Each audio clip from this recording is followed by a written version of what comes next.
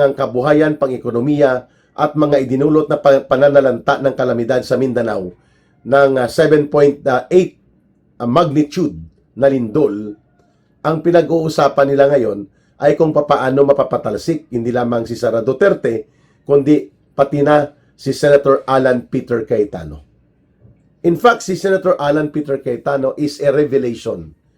Hindi natin akalain na siya ay kayang manindigan at matatag ang kalooban upang harapin ang pressure, ang intimidation, ang bullying, ang panggigipit at mga pagtapak at pagyurak sa dignidad ng Senado na kanyang pinagtatanggol. Samantalang ang mga kasama niya ay mga nagiging tuta at mga utusan na lamang ni Marcos. Lalo na po itong grupo nila Tito Soto, nila Gatchalian, nila Lacson, at pati na po itong duwag na nagtraidor na si Chis Escudero, na inuna niya lang ang kanyang sariling kapakanan at sariling benepisyo. Ngayon, ang ekonomiya ng buong bansa, sabi ng World Bank, ay papunta sa indicator ng pagdausdos at pagkalulong sa utang. Lulong na nga ang presidente ayon sa kanyang kapatid. Alam niyo na kung saan siya nalululong.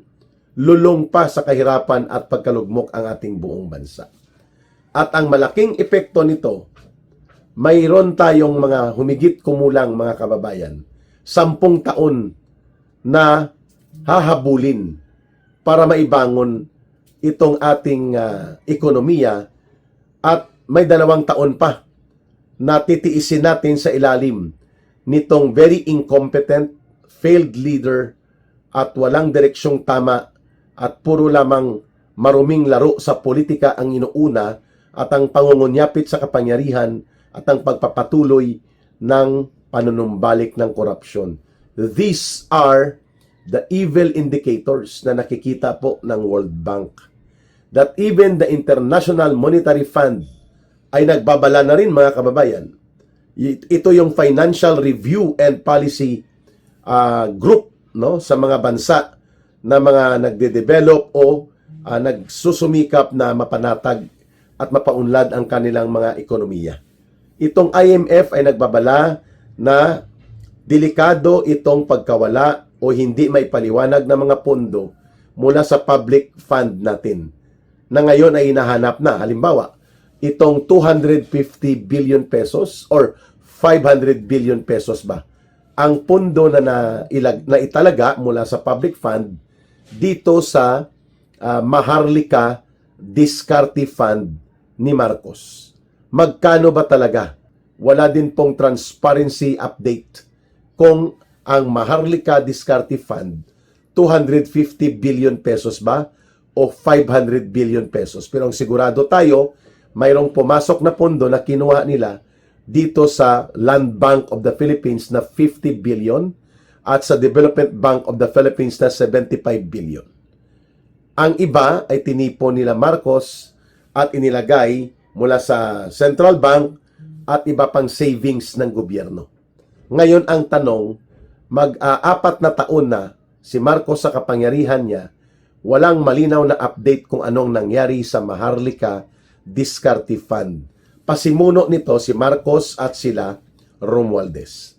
Ito pa ang hinahanap ngayon ng World Bank at ng IMF. Ano ang nangyari po sa Philippine Deposit Insurance Corporation na savings fund para sana hindi matamaan ng krisis ng bank run o pag-collapse ng ekonomiya ang maraming mga bangko, para maproteksyonan kahit papaano mabigyan po ng insurance protection ang mga depositors. 117 billion pesos po ito, mga kababayan. At ito ang malala. Ano ang nangyari sa worth 129 billion pesos na pinagbintahan ng Central Bank ng gold ng Pilipinas? Saan ito napunta? Saan ito ginamit? At iyan ang punto de vista na binunyag ni Congressman Leandro, not Sandro. Si Sandro Marcos sa mga flood control at mga insertions po yan, ano? Na hindi niya may paliwanag ang mga proyekto niya, wala pang 1 taon, wasak na at warat na sa Ilocos Norte. Si Congressman Leandro Libeste, sinasabi niya na itong si Executive Secretary Ralph Recto ay ginagamit ni Marcos bilang Finance Secretary, puro kabulastugan sa ekonomiya ang idinulot nito. si Mr. Vatman at pinagkakatiwalaan ni Marcos. Vatman dahil tagapagpatupad ito ng panghataw at panglatigo na buwis laban sa mamamayang Pilipino.